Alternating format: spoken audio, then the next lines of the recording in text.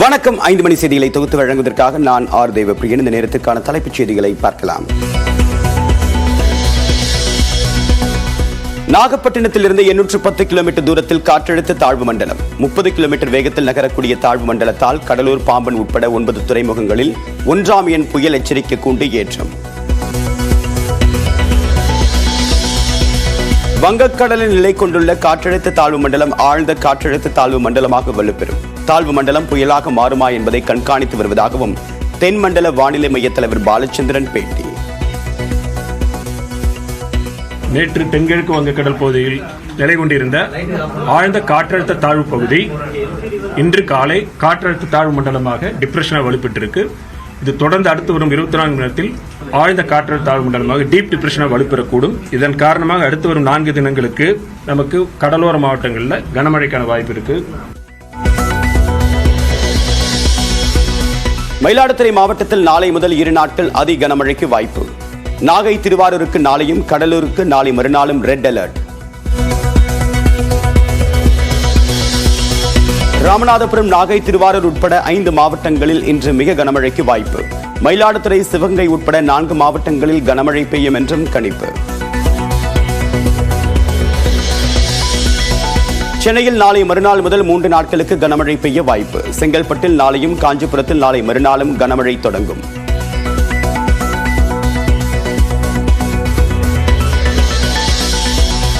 மீனவர்கள் 5 நாட்களுக்கு கடலுக்கு மீன்பிடிக்க செல்ல வேண்டாம். காற்றழுத்த தாழ்வு மண்டலம் நிலை கொண்டிருப்பதை ஒட்டி வானிலை மையம் எச்சரிக்கை.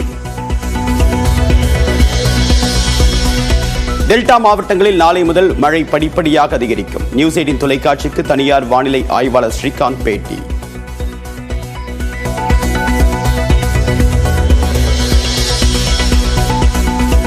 திருவாரூர் மாவட்டத்திற்கு ரெட் அலர்ட் விடுக்கப்பட்டிருப்பதால் தயார் நிலையில் மாநில பேரிடர் மீட்பு படை. மாவட்ட காவல் கண்காணிப்பாளர் ஜெயக்குமார் நியூஸ் 18 தொலைக்காட்சிக்கு பேட்டி. தாழ்வான பகுதியில் மக்களை அந்த சென்டருக்கு கொண்டு போகணும்னா உடனே காவல்துறைக்கும் ப்ளஸ் ரெவன்யூ சைடில் இருந்து அவங்களும் வருவாங்க. ஸோ அவங்கள நாங்கள் கொண்டு போகிறதுக்கு தயார் நிலையில் இருக்கோம். மழையை எதிர்கொள்ள அரசு தயாராக உள்ளது. சென்னையில் மழலையர் பள்ளி வகுப்பறையை தொடங்கி வைத்த முதலமைச்சர் மு க ஸ்டாலின் பேட்டி.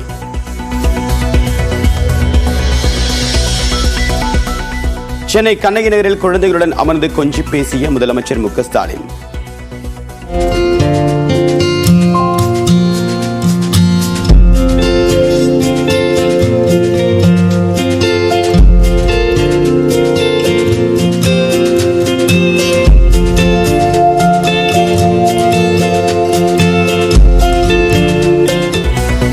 வரவேற்பின் போது மக்களுடன் செல்ஃபி எடுத்துக் கொண்டதுடன் குழந்தையை கையில் ஏந்தி அன்பை பரிமாறினார்.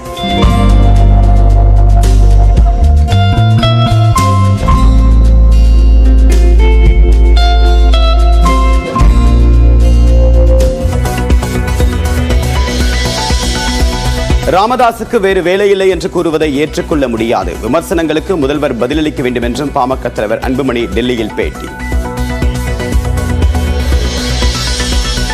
மதுரையில் அதிமுகவின் கள ஆய்வு கூட்டத்தில் மோதல். செல்லூர் ராஜுக்கு எதிராக பேசியவர் மீது தாக்குதல்.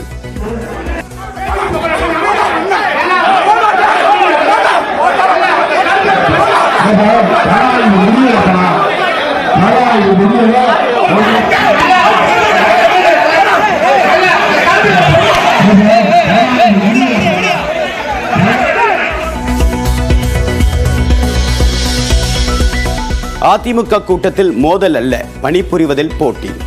முன்னாள் அமைச்சர் நத்தம் விஸ்வநாதன் விளக்கம். அதிமுகவில் ஒரு சலசலப்பும் இல்லை, ஒன்றும் இல்லை. அதாவது சகோதரர்கள் உள்ளவர்களோ குடும்பத்தில் இருந்தால் உள்ள இருந்தாலும் பிரச்சனை இல்லை. பணிபுரிவதில் போட்டி, அது கூட இல்லை. எனக்கு அந்த வாய்ப்பை கொடு, உனக்கு வாய்ப்பை கொடுன்னு சொல்லி அது எந்த பிரச்சனை. ஈரோட்டில் எஸ்பி வேலுமணி கலந்து கொண்ட அதிமுக கள ஆய்வுக் குழு கூட்டத்தில் பத்திரிகையாளர்களுக்கு 5 நிமிடங்கள் மட்டுமே அனுமதி. கள ஆய்வுக் கூட்டங்களில் அதிமுகவினர் மோதிக்கொண்ட வீடியோக்கள் வெளியான நிலையில் கட்டுப்பாடு. ஒரு போட்டோவை எடுத்துட்டு நீங்க போயிடலாம். இது நாங்க கள ஆய்வு கூட்டத்துக்கு தான் வந்திருக்கிறோம். யாரும் தப்பா நினைக்காது. எல்லா மீட்டிங் அப்படிதான் நடத்திட்டு இருக்கோம். கூட்டணி அமைக்க விழிப்பிதுங்கும் எதிர்க்கட்சிகள். துணை முதலமைச்சர் உதயநிதி ஸ்டாலின் விமர்சனம். நிதி நிறுவன மோசடி வழக்கில் கைதான தேவநாதன் யாதவின் சொத்துக்களை தற்காலிகமாக முடக்க வேண்டும். நிதி நிறுவன தலைவர் எம் சதீஷ்குமார் தாக்கல் செய்த மனு மீது உயர்நீதிமன்றம் உத்தரவு. ஆஸ்திரேலியாவிற்கு எதிரான முதல் டெஸ்ட் கிரிக்கெட் போட்டியில் இந்திய அணி அபார வெற்றி. 5 போட்டிகள் கொண்ட பார்டர் கவாஸ்கர் தொடரில் 1-0 என்ற முன்னிலை.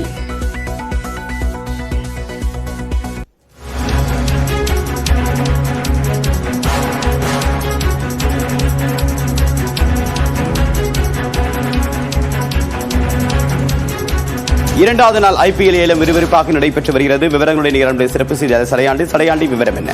தேவபிரியன், IPL மெகா ஏலத்தின் முதல் நாளில் இந்திய வீரர்கள், பேட்ஸ்மேன்கள், கேப்டன்கள் அதிக தொகைக்கு ஏலம் போய் சாதனை படைத்திருந்தது போலவே இந்திய வேகப்பந்து வீச்சாளர்கள் இரண்டாவது நாளில் அதிக தொகைக்கு ஏலம் எடுக்கப்பட்டு வருகிறார்கள். அந்த வகையில் இந்திய அணியின் நம்பிக்கை நட்சத்திரமாக திகழ்ந்த புவனேஸ்வர் குமார் 10.75 கோடி ரூபாய்க்கு பெங்களூரு அணிக்கு ஏலம் எடுக்கப்பட்டிருக்கிறார். அதே போல முகேஷ் குமார் டெல்லி அணிக்காக 8 கோடி ரூபாய்க்கு RTM கார்டு மூலமாக தக்க வைக்கப்பட்டிருக்கிறார். இவரை சென்னை சூப்பர் கிங்ஸ் அணி ஏலம் எடுக்க முயற்சித்தது. கிட்டத்தட்ட 6.25 கோடி ரூபாய் வரை சென்னை சூப்பர் கிங்ஸ் அணி ஏலம் கேட்டது. ஆனால் 8 கோடி ரூபாய்க்கு டெல்லி அணியே அவரை RTM கார்டு மூலமாக தக்க வைத்துக் கொண்டிருக்கிறது. அதே போல சென்னை சூப்பர் கிங்ஸ் அணியில் விளையாடிய தீபக் சகர் மும்பை இந்தியன்ஸ் அணிக்கு சென்றிருக்கிறார். 9.25 கோடி ரூபாய்க்கு ஒப்பந்தம் செய்யப்பட்டிருக்கிறார். இவரையும் சென்னை சூப்பர் கிங்ஸ் அணி தக்க வைக்க கடுமையாக போராடியது. கிட்டத்தட்ட 9 கோடி ரூபாய் வரை ஏலம் கேட்டிருந்தது. ஆனால் 9.25 கோடி ரூபாய்க்கு மும்பை இந்தியன்ஸ் அணி அவரை ஏலத்தில் எடுத்துவிட்டது. சென்னை சூப்பர் கிங்ஸ் அணியினுடைய கைவசம் 13.2 கோடி ரூபாய் மட்டுமே மீதம் இருக்கக்கூடியதன் காரணமாக அவர்களால் அதிக தொகைக்கு ஏலம் எடுக்க முடியவில்லை. அதே போல ஆகாஷ் தீப் டெஸ்ட் போட்டியில் விளையாடி வரும் ஆகாஷ் தீப் தற்பொழுது 8 கோடி ரூபாய்க்கு லக்னோ சூப்பர் ஜெயண்ட் அணியால் ஏலம் எடுக்கப்பட்டிருக்கிறார். தொடர்ந்து இந்திய வேகப்பந்து வீச்சாளர்கள் அதிக தொகைக்கு ஏலம் எடுக்கப்பட்டு வருகிறார்கள். அதே போல ஆப்கானிஸ்தான் அணியைச் சேர்ந்த 20 வயது ஆன இளம் வீரர் அலாக் 4.8 கோடி ரூபாய்க்கு மும்பை இந்தியன்ஸ் அணியால் ஏலம் எடுக்கப்பட்டிருக்கிறார்.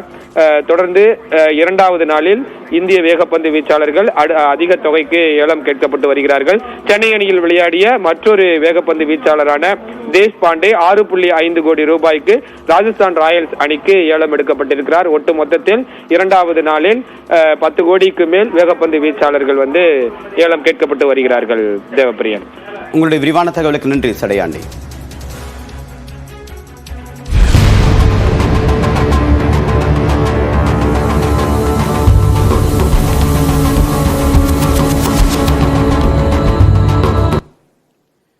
மயிலாடுதுறை, நாகப்பட்டினம், திருவாரூர் மாவட்டங்களில் நாளை அதி கனமழைக்கான ரெட் அலர்ட் விடுக்கப்பட்டுள்ளது.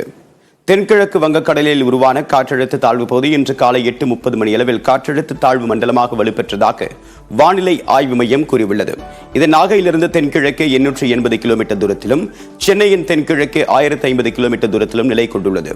இது வடமேற்கு திசையில் நகர்ந்து அடுத்த 24 மணி நேரத்தில் ஆழ்ந்த காற்றழுத்த தாழ்வு மண்டலமாக வலுப்பெறலாம் என்றும், அதற்கு அடுத்த 2 நாட்களில் தமிழ்நாடு, இலங்கை கடற்கரையை நோக்கி நகரலாம் என்றும் கூறப்பட்டுள்ளது.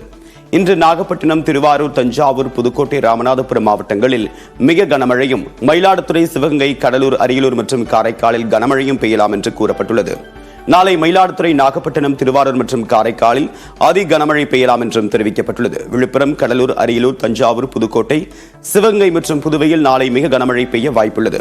ராமநாதபுரம், திருச்சி, பெரம்பலூர், கள்ளக்குறிச்சி, செங்கல்பட்டு மாவட்டங்களில் நாளை கனமழையும், நாளை மறுநாள் கடலூர், மயிலாடுதுறை மற்றும் காரைக்காலில் அதி கனமழையும் பெய்யலாம் என்று கூறப்பட்டுள்ளது. சென்னையில் நாளை மறுநாள் முதல் 3 நாட்களுக்கு கனமழை பெய்யக்கூடும் என்றும் வானிலை ஆய்வு மையம் கணித்துள்ளது. செங்கல்பட்டு, காஞ்சிபுரம், விழுப்புரம் மாவட்டங்களில் வரக்கூடிய 28ஆம் தேதி மிக கனமழை பெய்யலாம் என்றும் கூறப்பட்டுள்ளது.